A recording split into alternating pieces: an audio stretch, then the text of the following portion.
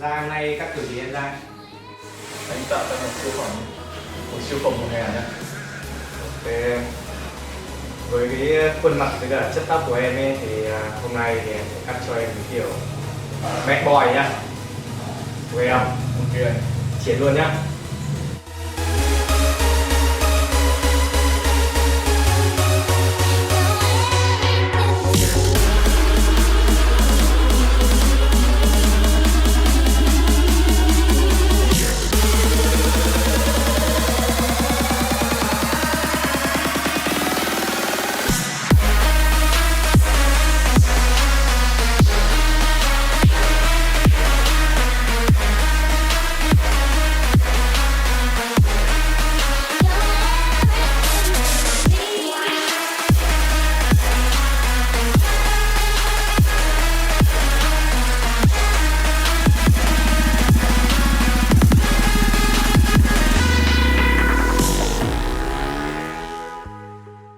I am you.